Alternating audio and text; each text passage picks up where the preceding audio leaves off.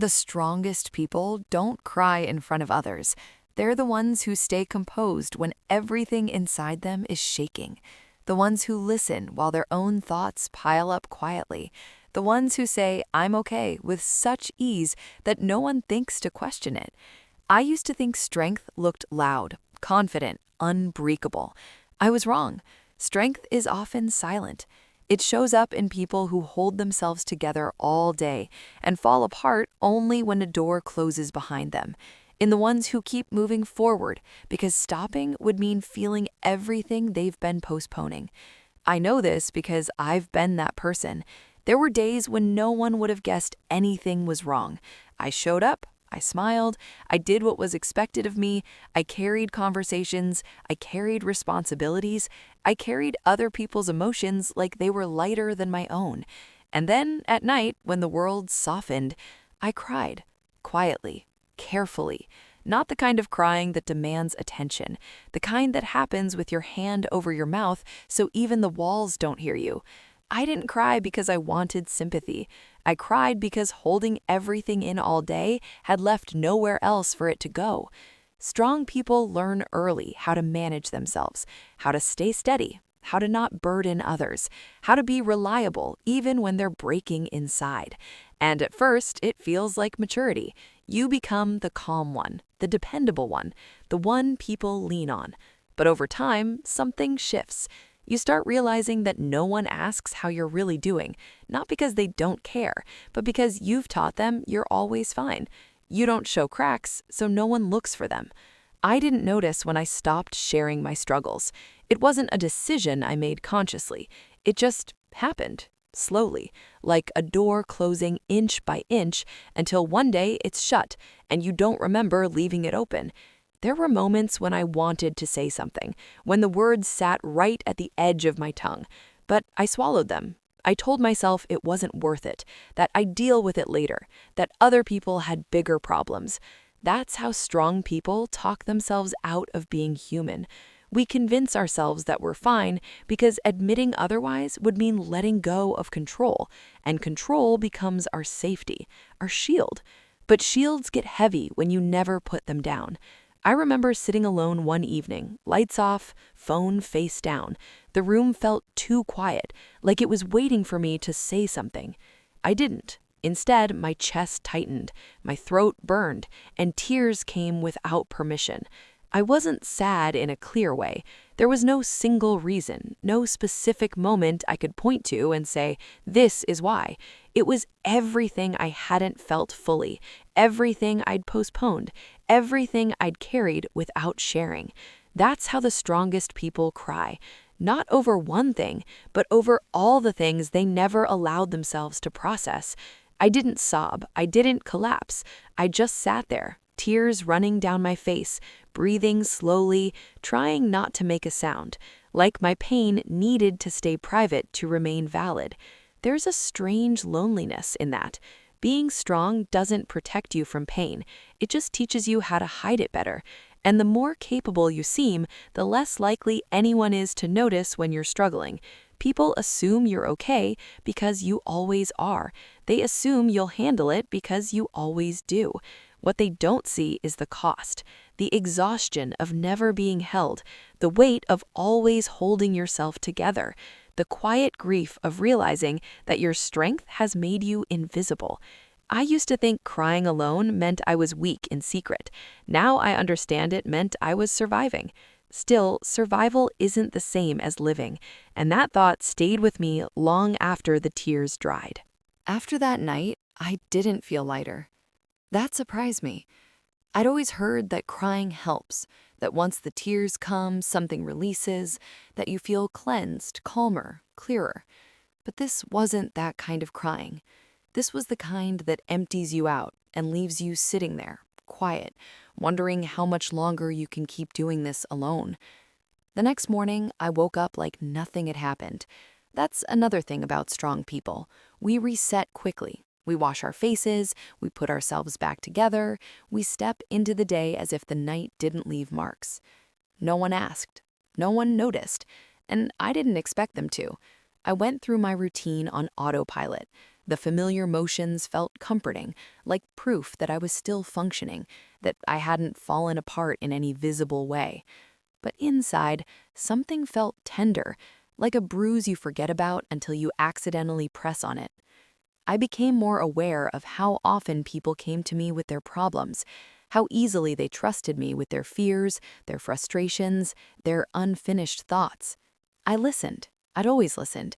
I gave them space, I gave them reassurance, I gave them words I myself needed to hear. And each time, a quiet thought passed through me. Who do I give this to? I didn't resent them, that's important to say.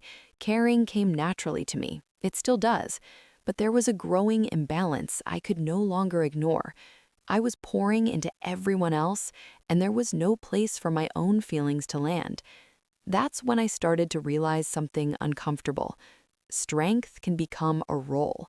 And once people get used to you playing it, they stop imagining you any other way. I had become the one who handles things, the one who stays calm, the one who doesn't need much. So when I felt overwhelmed, I questioned myself before anyone else could. Why can't you handle this? You've handled worse. Don't make it a big deal. That voice lived in my head. It sounded reasonable, responsible, mature, but it wasn't kind. Strong people often confuse self-criticism with discipline. We push ourselves harder because we believe we should be able to take it.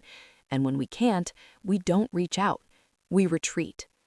I noticed how careful I was with my vulnerability, how I'd test the waters with half-truths, how I'd share something small and watch the reaction closely, ready to pull back if it felt unsafe. Most of the time, I pulled back, not because people reacted badly, but because they reacted lightly. They meant well. They offered quick comfort, a solution, a reminder to stay positive. And I'd nod, smile, and feel that familiar distance grow again. It wasn't their fault. They didn't know how deep it went. I hadn't let them see it. Still, it hurt. There's a particular kind of pain that comes from being misunderstood when you finally gathered the courage to speak. After a while, you stop trying again. I started choosing silence again, not out of habit this time, but out of disappointment. I told myself I didn't need anyone, that I was better off dealing with things on my own, that independence was strength. But independence without connection turns into isolation, and isolation has a way of amplifying everything you're trying to hold together. Some nights the tears came back, not every night, not predictably, just when I thought I was managing fine. They'd show up suddenly, in the shower, in the dark, in those in-between moments when I wasn't busy enough to keep them away. I never cried for long. I didn't let myself. I'd wipe my face, take a breath, and remind myself to stay composed. That's what strong people do. They don't fall apart, or at least they don't let anyone see it. But one night, something shifted. I was sitting there, feeling that familiar pressure build in my chest, when a different thought surfaced. What if this isn't weakness? What if this is my body asking for something I've been denying? I didn't try to stop the tears that time.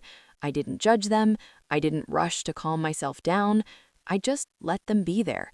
And beneath the sadness, I felt something else. Relief. Not because the pain was gone, but because I wasn't fighting it anymore. I realized then that crying alone wasn't the problem.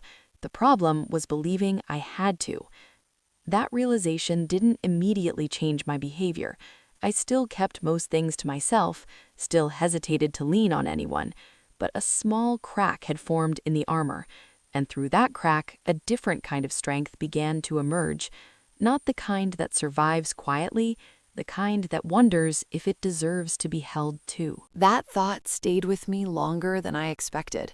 The idea that maybe strength wasn't supposed to be this lonely. I carried it with me through ordinary days, through conversations that skimmed the surface, through moments when someone asked how I was and I gave the familiar, safe answer, "I'm okay." The words still came easily, but now they felt heavier, because I knew they weren't the full truth. I started noticing how quickly I dismissed my own needs, how instinctively I downplayed my exhaustion, how often I told myself it's not that serious when it clearly was. Strong people are good at minimizing their pain. We don't do it to lie, we do it to survive, to keep moving, to avoid becoming a burden. Somewhere along the way, I had learned that needing too much made people uncomfortable, that emotions should be controlled, packaged neatly, shared only when they could be handled quickly. So I adapted. I became careful with my feelings, measured, contained, and people praised that. They called me composed, resilient, grounded. No one called me lonely. Because loneliness doesn't always look like sadness. Sometimes it looks like competence, like calm, like someone who has it all together. I wondered how many times people had mistaken my silence for strength when it was really just self-protection. There were moments when I almost reached out, when I felt the urge to say, I'm not doing as well as I seem, when I imagined letting someone see me without the filter. But fear would rise just as quickly. What if they don't understand? What if they pull away? What if I finally open up and realize I chose the wrong person? That fear kept me guarded. It's strange how strong people often trust themselves to handle pain, but don't trust others to hold it gently. I realized I didn't actually know how to be vulnerable without feeling exposed. I didn't know how to ask for support without apologizing for needing it.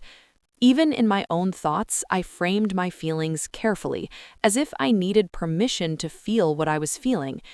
One evening, I caught myself almost laughing at how tired I was, not physically, emotionally. Tired of being the steady one, tired of being the listener, tired of being strong in ways that left no room for softness. I sat there, breathing slowly, and asked myself a question I hadn't asked before. When was the last time I felt held? Not physically, emotionally. I couldn't remember. That realization didn't hurt in a sharp way. It hurt in a dull, lingering way that stayed with me for days. I thought about how often I showed up for others, how easily I made space for their feelings, how natural it felt to sit with someone else's pain without trying to fix it. And I wondered why I found it so hard to believe someone could do the same for me. Maybe I'd been strong for so long that I forgot how to receive. There's a vulnerability in letting someone see you cry, but there's an even deeper vulnerability in letting them see you before you break. Strong people usually wait until they're alone to fall apart. We don't want witnesses. We don't want questions we can't answer yet. But healing doesn't happen in hiding. That realization didn't magically make me open up. It just made me more honest with myself about what I was missing. I started paying attention to how my body reacted around certain people, who I felt tense with, who I felt calmer around, who I felt like I had to perform for. Those signals mattered. I noticed that with some people, I could breathe a little easier. I didn't have to explain myself as much. I didn't have to rush to be okay. They didn't demand strength from me. They allowed humanity. Those moments were rare, but they were real, and they showed me something important. The strongest people cry alone not because they want to, but because they don't always feel safe enough to do it anywhere else. Strength becomes a shield when softness hasn't been welcomed. I wasn't broken for needing space. I wasn't weak for wanting to be understood. I was human. And for the first time, I let myself sit with that truth without trying to overcome it. Not everything needs to be overcome. Some things just need to be held. After that, something shifted quietly inside me. Not in a way anyone else could see, not in a way that fixed anything overnight. It was softer than that. I stopped rushing myself to be okay. I let moments linger longer than I used to, the heavy ones, the uncomfortable ones. I didn't immediately distract myself anymore. I didn't reach for noise the second silence appeared. I stayed. And in that staying, I realized how unfamiliar gentleness felt when it was directed toward me. For years, I had treated my emotions like obstacles, things to move past, things to manage efficiently. I gave myself timelines for healing, deadlines for grief. You should be over this by now. You're stronger than this. Others have it worse. Those thoughts had lived in my head for so long, they sounded like truth. But strength isn't the absence of pain, it's the ability to sit with it without turning against yourself. That idea took time to sink in. There were nights when the old habits returned, nights when I felt the pressure in my chest and instinctively withdrew, when crying alone felt easier than explaining myself. I didn't shame myself for it anymore. Healing isn't a straight line. It's a quiet negotiation between who you were taught to be and who you actually are. Some days I still chose solitude, but it wasn't punishment anymore. It was rest. Other days I tried something new, small things, risky things. I answered honestly when someone asked how I was, not dramatically, not with a story, just honestly. I've been carrying a lot lately. Sometimes the conversation moved on, sometimes it didn't. But either way, I survived telling the truth. That mattered. I began to understand that being strong didn't mean being endlessly available or endlessly composed. It meant knowing when to lean and allowing myself to need without apologizing for it. That part was harder than I expected. Because when you've been strong for a long time, letting someone support you feels unnatural. It feels like losing control, like admitting you can't do everything on your own. But no one is meant to. I thought about how often I admired people who were emotionally honest, how their openness felt brave, not weak, how their tears didn't make them smaller in my eyes, they made them real. I wondered why I denied myself the same grace. One quiet morning, I noticed something different. I felt tired, but not empty. There was still pain there, still memories that ached when I touched them, still moments of sadness that came without warning. But there was also space, space where self-judgment used to live, space where I could breathe without performing resilience. I wasn't fixed, I wasn't healed, but I was softer with myself. And that softness felt like strength in a way I had never known before. I realized then that the strongest people don't cry alone because they're incapable of connection.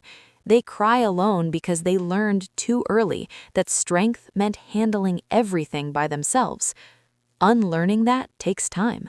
It takes patience. It takes safety. It takes choosing yourself even when no one is watching. And maybe that's where real strength begins, not in silence, not in endurance, but in the quiet decision to stop abandoning yourself, even on the days when it's hard. There's a strange moment that comes after you stop abandoning yourself. It's quiet, almost unnoticeable.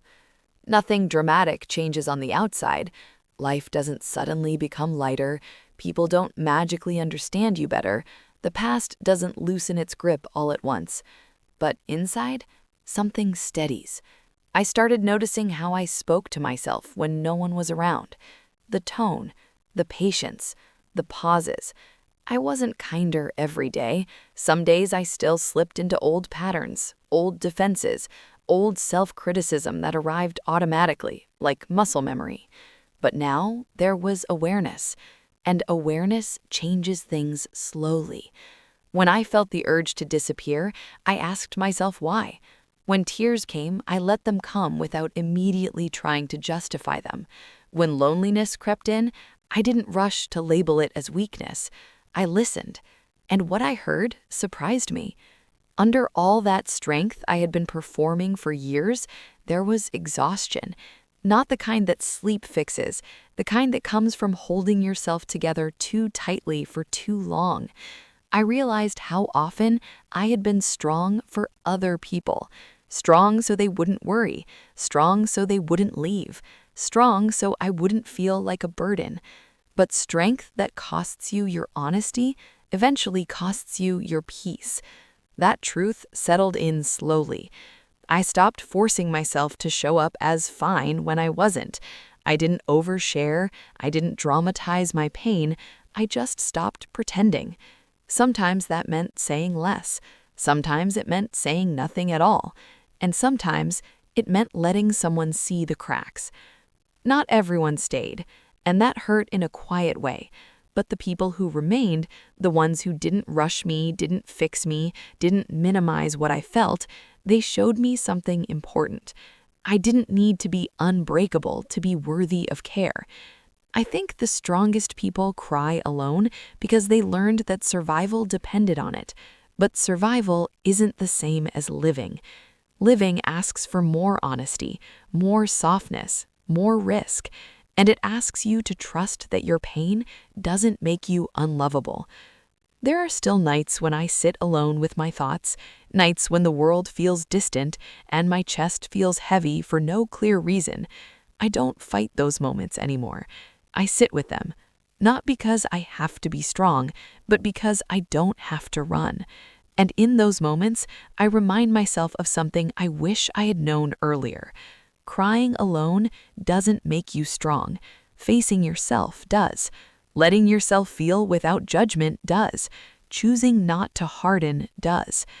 The strongest people aren't the ones who never break. They're the ones who break and still choose to stay kind to themselves, even in the quiet, even in the dark.